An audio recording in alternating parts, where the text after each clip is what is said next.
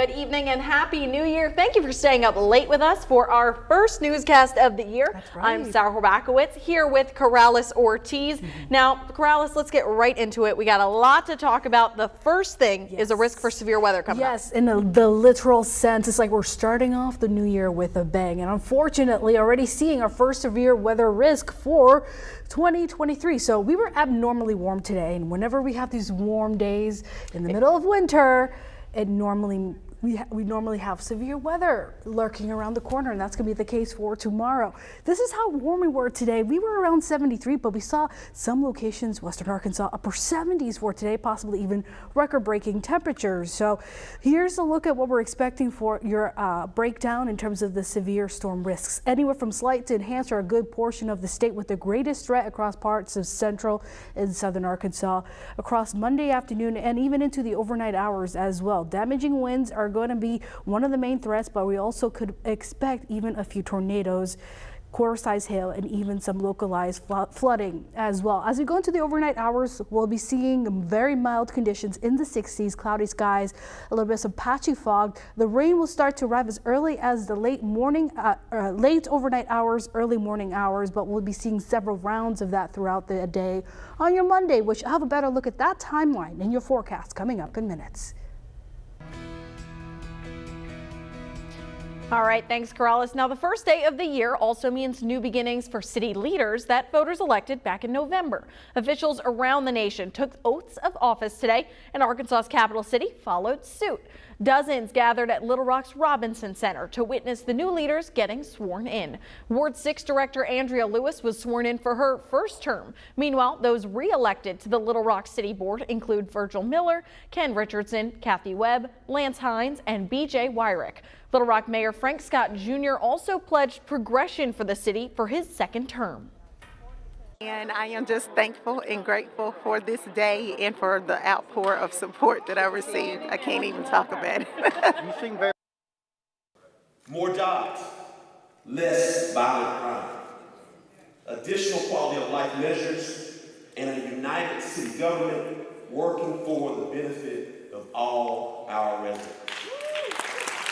We have new officials in office, and as your Election Central, we know that it's always a good time to report on what your elected lawmakers are up to. And a new year also brings new laws. So THV 11's Ashley Godwin shows us what we can expect, as some taxes will be lower and betting might be higher. There are almost 30,000 companies in the state paying that. And that's everything from a small business on the corner all the way up to the largest companies in the state. Starting January 1st, a corporate tax rate reduction will go into effect. Businesses will go from having to pay 5.9% to 5.3% of the top corporate income tax rate.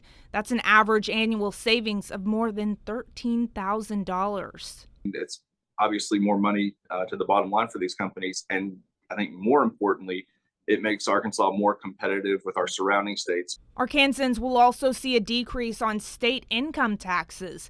The rate change was passed this year and shows up on next year's tax returns. This year, that income tax was decreased to 4.9%. It's expected that after the 2023 tax returns, Arkansans will save more than $295 million. Since it's been in place, it's the lowest it's ever been since we've had an income tax rate in place in the state. And for the first time, Arkansans will have mobile betting for the Super Bowl and March Madness. The state expects these events to bring in some of the biggest numbers we've ever seen. We should know pretty quickly what those numbers look like. In Little Rock, Ashley Godwin, THV 11 News. Now, something you don't have to worry about in 2023, getting that certified real ID. That deadline has been pushed back to 2025.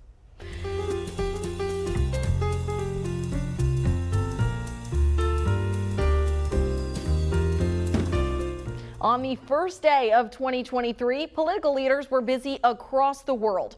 Pope Francis prayed for peace in Ukraine and around the world during Mass at the Vatican. Meanwhile, a new Congress will be sworn in this week, with Republicans taking control of the House.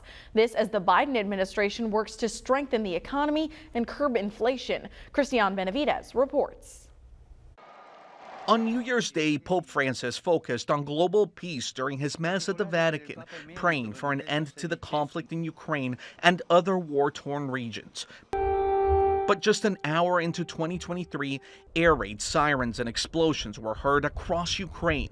President Volodymyr Zelensky said in his New Year message that his only wish for all Ukrainians this year is victory in the face of the Russian invasion. I think in 2023, we're likely to see minimal Russian gains on the military battlefield, but more of Putin's spoiler campaign, where he's using missiles and drones to take out civilian infrastructure, target electricity, target water supplies, really trying to break the will of the Ukrainian people. Financial and military assistance to Kyiv could face challenges after Republicans take control of the House with a narrow majority in the new session of Congress beginning this week.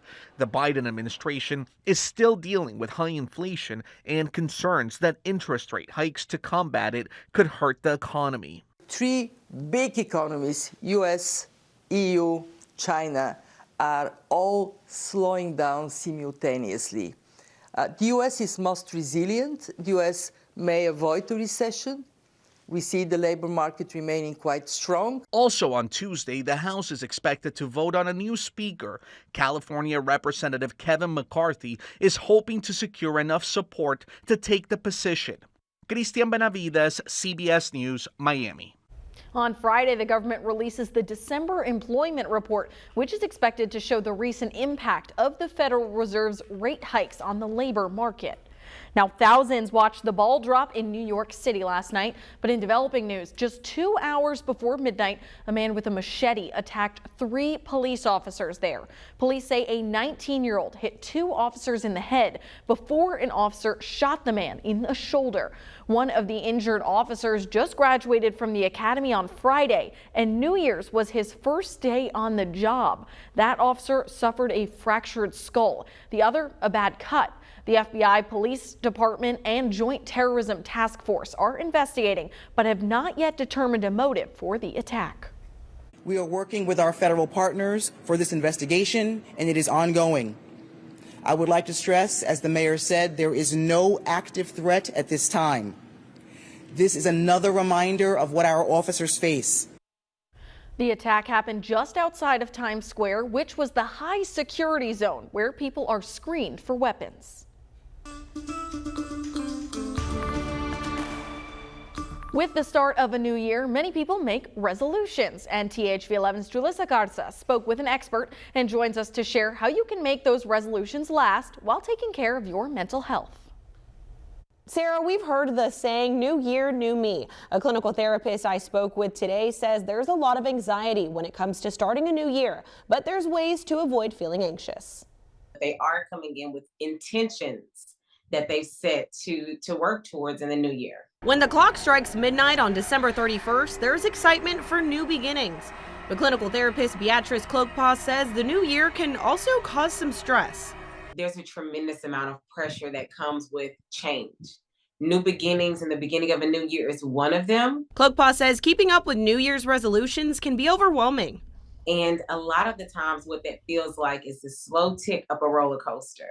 Knowing that on the other side of that, there's this mad dash to completing goals. A lot of the times what also is present is we start procrastinating on the things that we need to do. And then that sends us into a cycle of even more anxiety and frustration. You might be ready to jump into your goals immediately, but there's no rush. You don't have to know everything that you want to do this year right now. Give yourself some time to pause, and maybe the better option right now is to reflect on 2022. And from there, the awareness about what's next for you in 2023 will come up.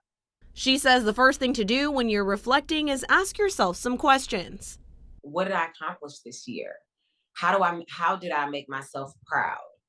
What did my experiences come to teach me about myself and about life this year? This can help prevent feeling overwhelmed or anxious as we ease into a new year. It's extremely important to balance out the stress that comes with the new year by focusing on your mental health. In Little Rock, Julissa Garza, THV11 News. Polar bears are said to be thriving as populations increase, but there might be more to the numbers at a second glance. We'll verify all those facts in about 7 minutes. But first, let's do a quick check-in of the weather. Corrales?